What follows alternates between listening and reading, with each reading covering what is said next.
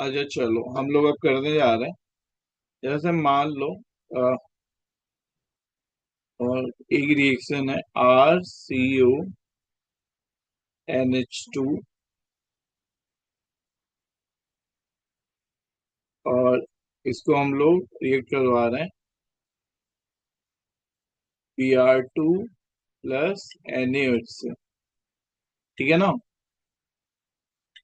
तो इसका प्रोडक्ट क्या है पता पता है किसी को क्या बनेगा? ये क्या है? ये अमाइड है ना।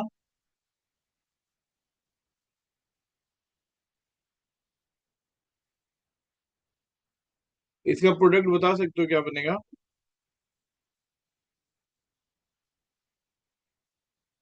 जोया बता सकते हो क्या?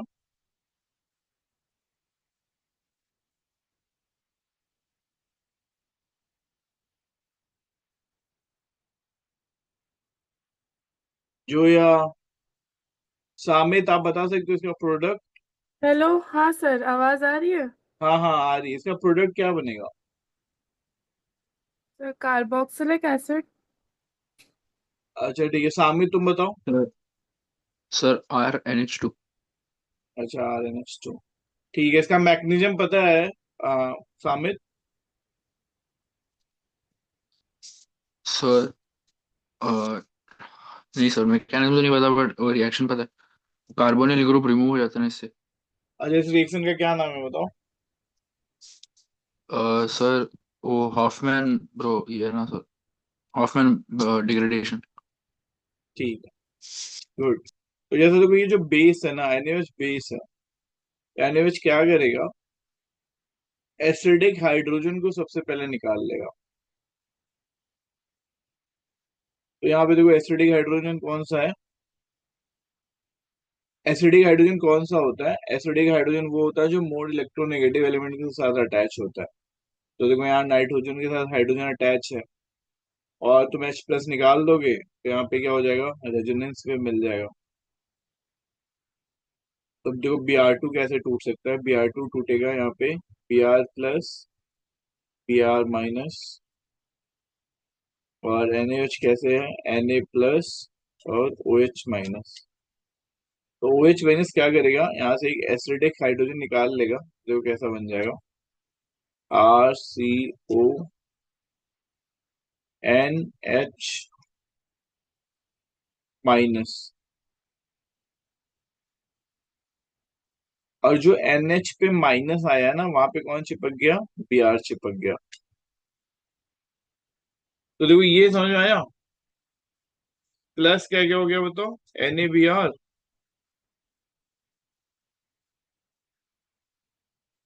+ H2।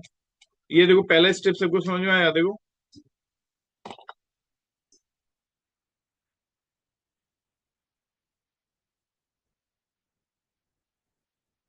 देख लो, सबको समझ में आया स्टेप? हाँ सर। ठीक है। अच्छा अभी देखो फिर हम हमारे पास और NaOH है। तो NaOH क्या करता है जरा बताओ तो। बेस की प्रेजेंस में अगर हैलोजन है तो जोया क्या होता है, याद है आपको? देखो ये एक इंटरमीडिएट बन गया पहला। अब बेस की प्रेजेंस में आपने बेस यहाँ पे डाला NaOH। तो बेस की प्रेजेंस में क्या होता है? डिहाइड्रो हेलोजिनेशन, मतलब HBr निकल जाएगा। अब HBr कहाँ से निकलेगा? देखो इसी N से H भी, इसी से Br भी निकल गया। HBr निकल गया।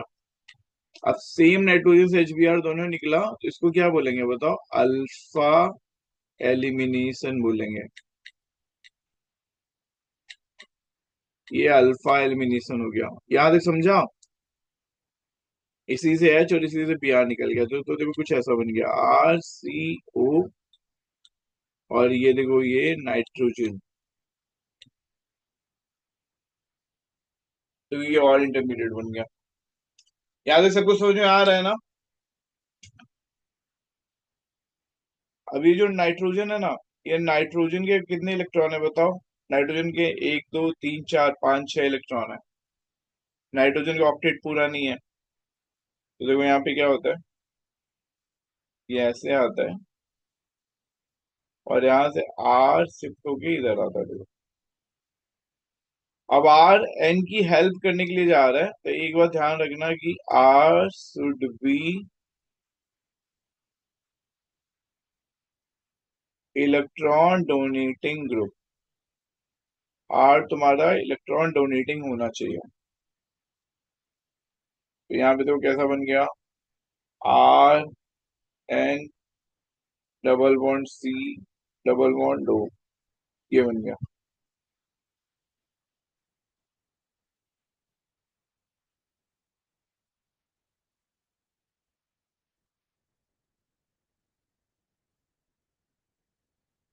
फिर उसकी हाइड्रोलिसिस करते हैं। हाइड्रोलिसिस करने का मतलब एन पे एच एच लग जाएगा और सी पे ओ एच लग जाएगा। एन पे एच एच और सी पे ओ एच। कैसा बन जाएगा देखो, R N H two plus C O O H O H. अब अगर ये कार्बन पे दो एच लगा है तो क्या होता है, बताओ।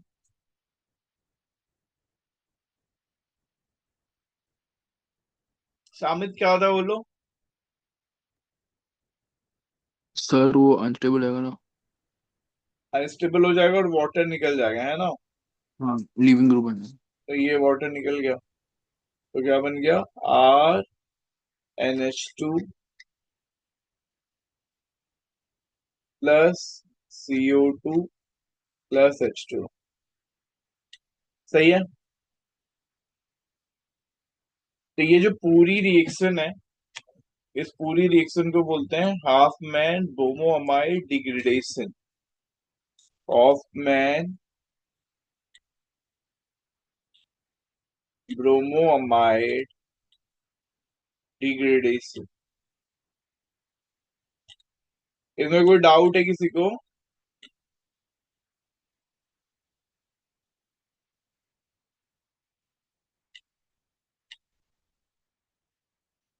क्या है हॉफमैन ब्रोमोअमाइड डिग्रेडेशन। बढ़ जाए आगे, कोई डाउट है जो, या समझा तुमको पूरा, हाँ सर समझा। लिख लिया तुमने। हाँ सर लिख लिया। अच्छा ठीक है, अब जरा अगर समझा तुम लोगों को तो एक चीज जरा, एक ये इस पे बेस्ड एक सम करते हैं हम लोग।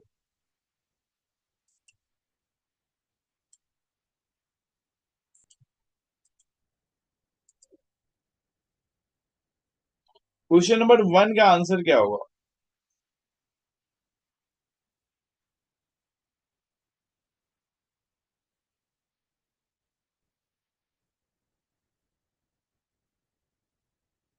सर सी होगा। सी होगा, वही है ना, हॉफमैन ब्रोमोमाइड, सही है ना। अभी हम लोगों ने ताजा ताजा सीखा। मतलब क्या बोल रहा है, CH3 CO NH2 को बोला जा रहा है कि आप कन्वर्ट कर दीजिए CH3NH2 में। मतलब हमको ये हटाना है, तो ये NaOH और Br2 से हटा देंगे।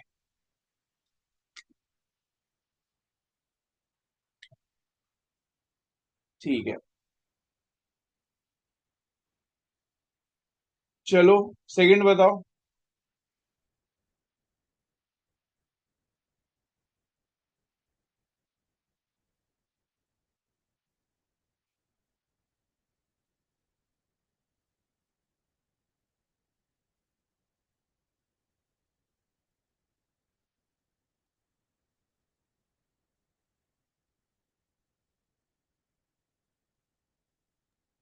सर सी। सी, अभी तो सीखा ना, इंटरमीडिएट सी बनाता है ना। सही है।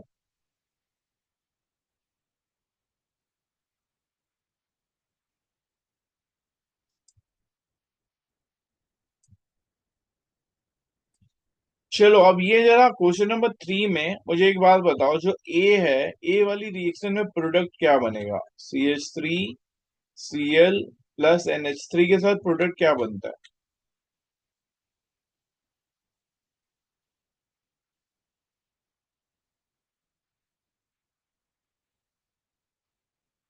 सर HCl निकल जाएगा तो फिर से अमाइन बनेगा क्या?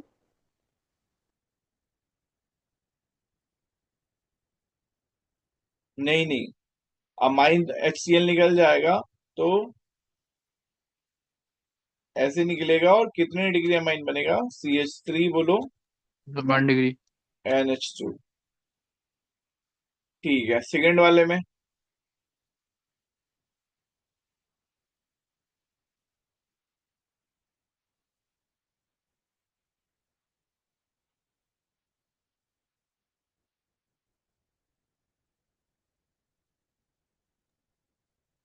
तो सेकंड वाले में अमाइन नहीं बनेगा ना? सेकंड वाला अमाइन क्यों नहीं बनेगा?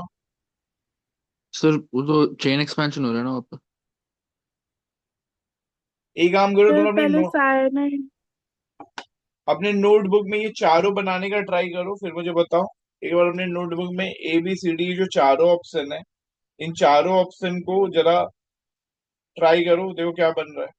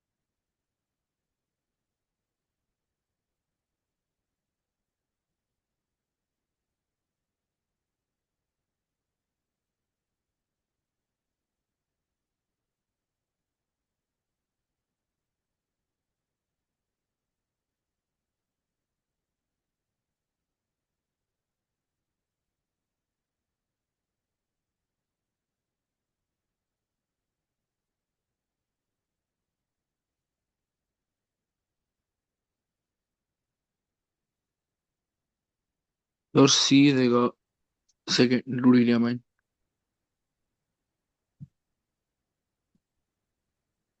ठीक है, सेकंड वाले में क्या बनेगा बता दो। CH3Cl को अगर हम KCN से रिएक्ट करेंगे तो क्या बनेगा?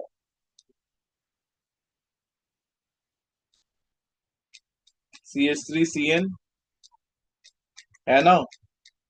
हाँ सर। और फिर SnHCl क्या करेगा, उसको रिड्यूस कर देगा, है ना? तो क्या बन जाएगा? हाँ CH3CH2NH2।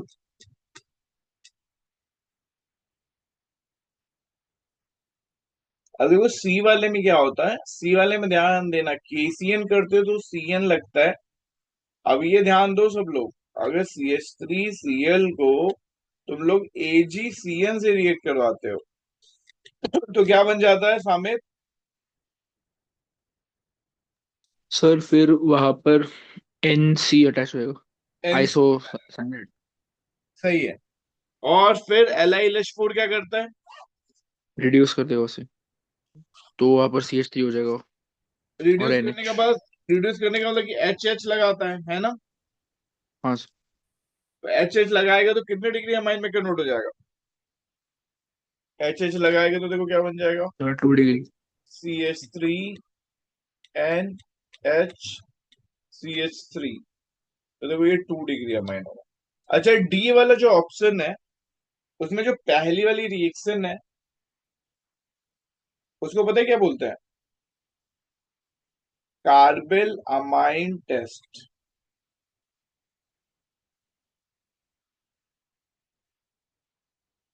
कार्बन अमाइन टेस्ट में क्या होता है? CH3 1 डिग्री अमाइन के साथ मिलता है, 1 डिग्री अमाइन CHCl3, और KOH के साथ जब आप उसको हीट करते हो 1 डिग्री अमाइन को, तो क्या बन जाता है?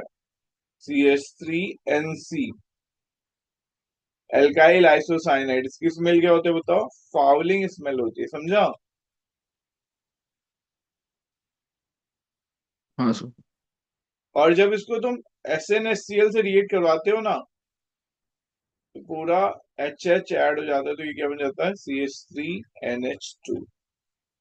Clear?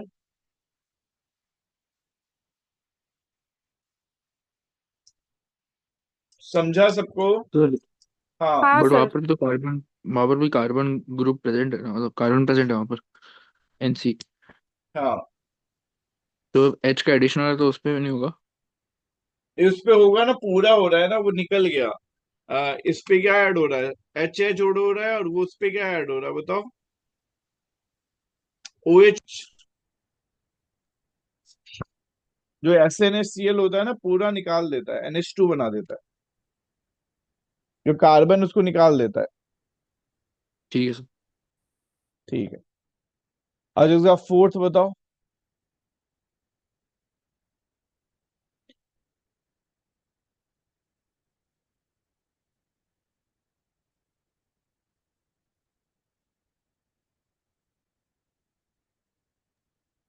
Sir both A and C are correct. नहीं सिर्फ सी।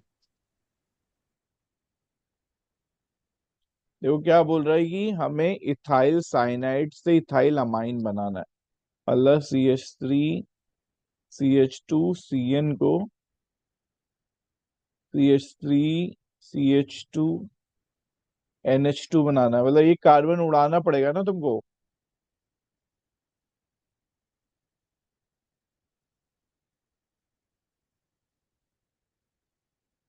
हाँ सर। ये हाँ, तो एक कार्बन कैसे उड़ेगा बताओ?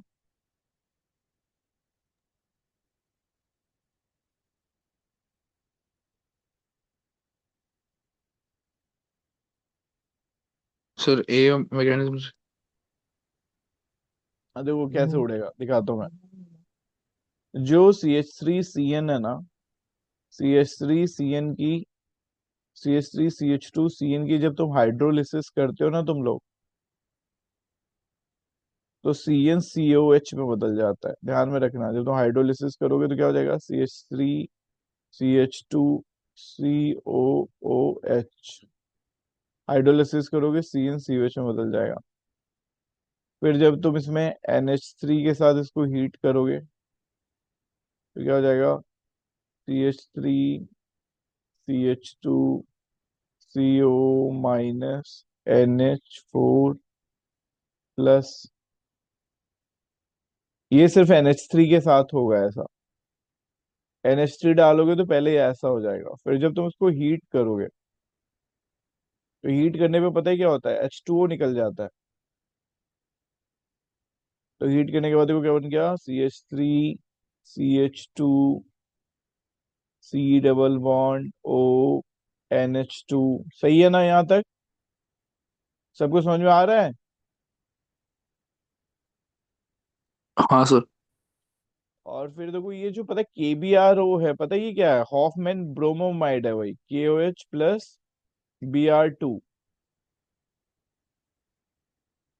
तो ये C डबल बॉन्ड O उड़ जाता है उसमें, तो ये क्या हो गया? CH3CH2NH2।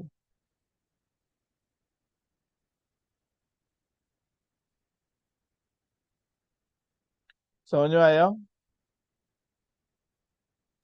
हाँ सर। हाँ सर, समझा।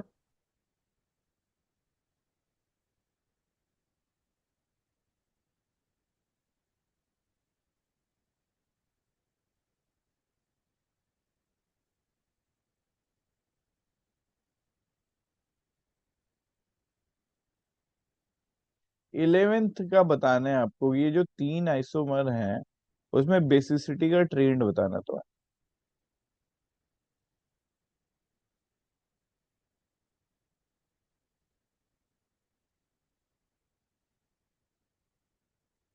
तीनों में बना देता हूँ। पैरा नाइट्रो एनिलीन का मतलब होता है देखो ऐसा।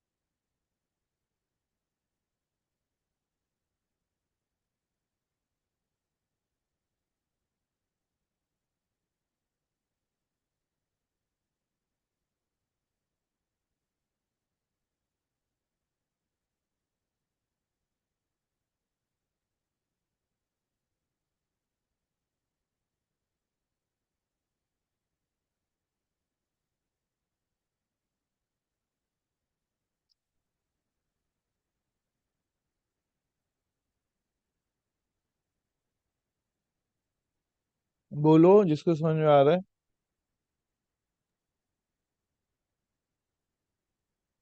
बेसिक स्ट्रिंग का मतलब होता है कि ये लोन पेयर किसी और को डोनेट करना है, कौन आसानी से डोनेट कर सकता है।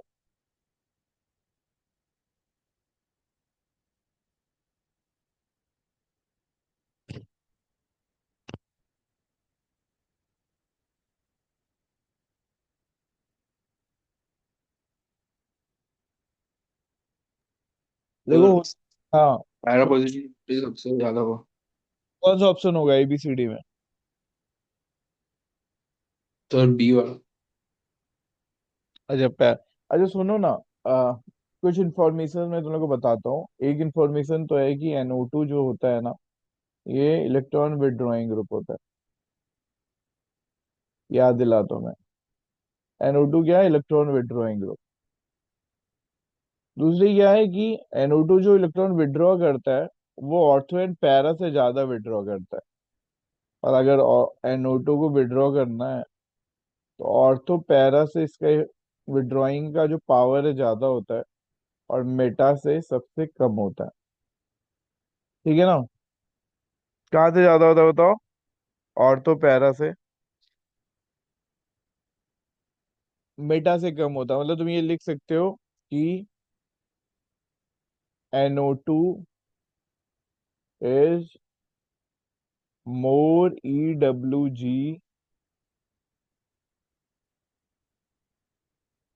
From ortho and para. उसका रीजन होता है कि ऑर्थो एंड पैरा से वो रेजोनेंस से विड्रॉ करता है, और मेटा से इंडक्टिव इफेक्ट से विड्रॉ करता है। ऑर्थो और पैरा से ये किससे विड्रॉ करता है? रेजोनेंस से विड्रॉ करता है, और मेटा से इंडक्टिव इफेक्ट से। और एक चीज और है कि जितना ज्यादा इलेक्ट्रॉन विड्रॉइंग ग्रुप होगा, इलेक्ट्रॉन विड्रॉइंग ग्रुप अगर ज्यादा है तो बेसिक स्ट्रेंथ कम होती है।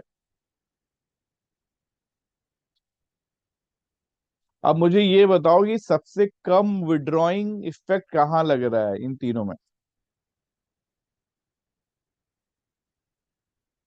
मेटा पे। मेटा पे। तो सबसे ज्यादा बेसिक मेटा हो गया। और ऑर्थो एंड पैरा में ज्यादा स्ट्रॉन्ग इफेक्ट कहाँ से लगेगा?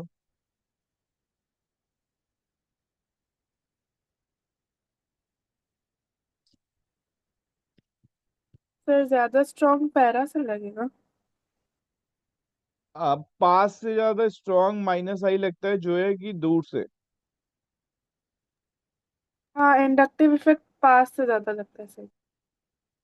हाँ, तो ज्यादा विड्रॉ कहाँ से? मेटा।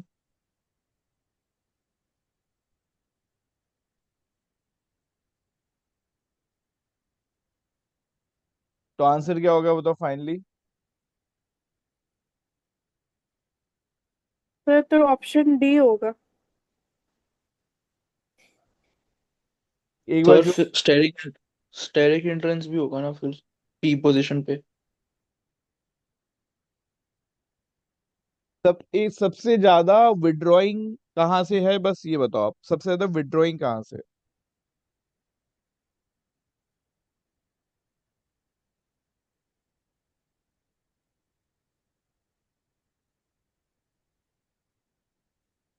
Sir para position.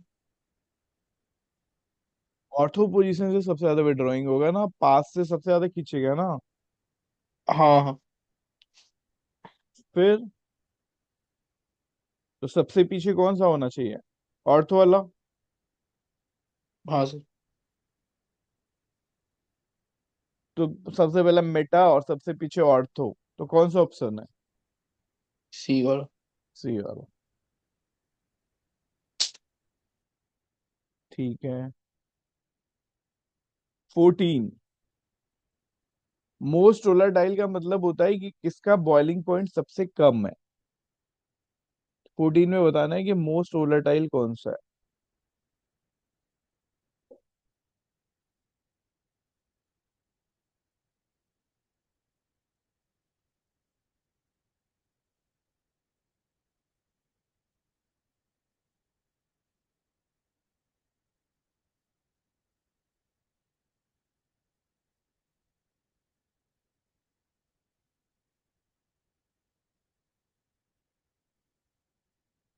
तुमको बताना है कि बॉइलिंग पॉइंट सबसे कम किसका है।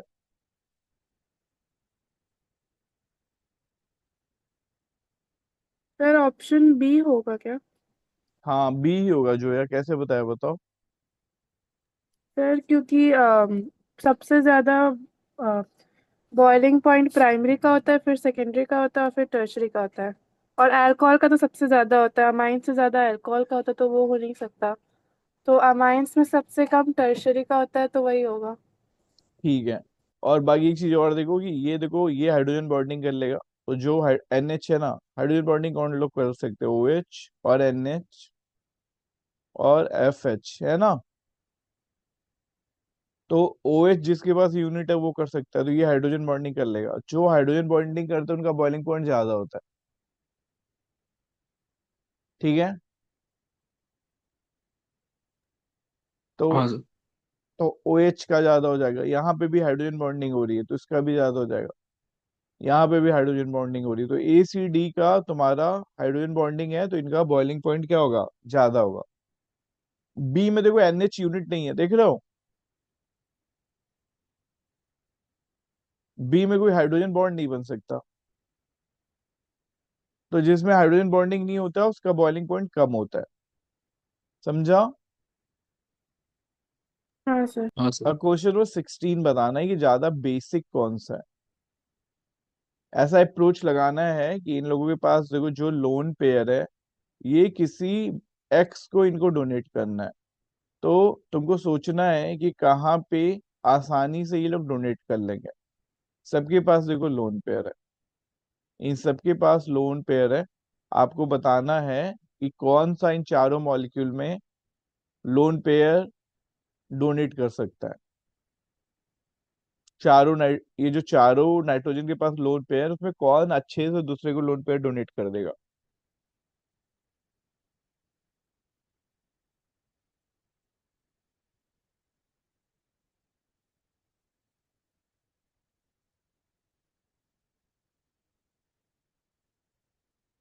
दो रूल लिखो। दो रूल लिखो, मैं याद दिलाता हूँ, GOC में हम लोगों ने पढ़ा था।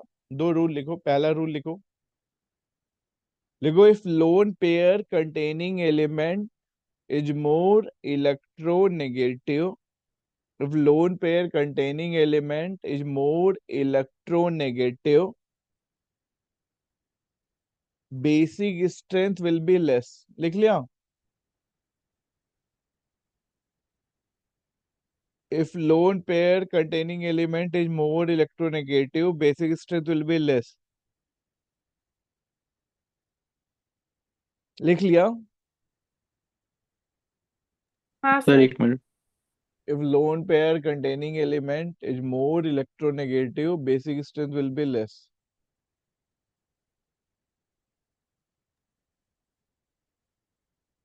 सेकेंड पॉइंट लिखो। if lone pair involve in resonance, if lone pair involve in resonance, इसी के आगे लिखो aromatisation,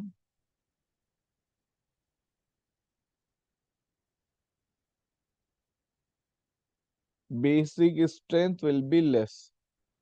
if lone pair involve in resonance, aromatization, basic strength will be less।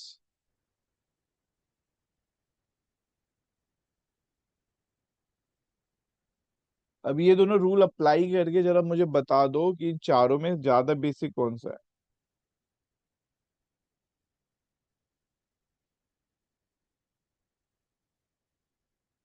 Sir आप वो रूल्स एक और बार बता सकते हो क्या?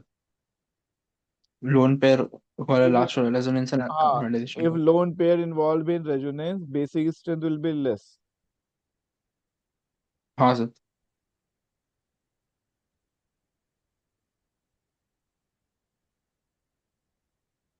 और वो फर्स्ट रूल बता सकते हो सर? और if lone pair containing element is more electronegative, basic strength will be less। ठीक है, थैंक यू सर।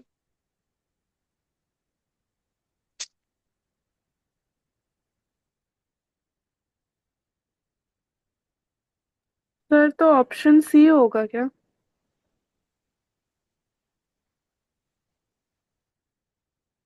क्यों? एकदम सही बताया जो, या कैसे बता दिया बताओ। सर क्योंकि उसका वो रेजोनेंस में नहीं है, पहली बात उसका लोन पेयर, और उस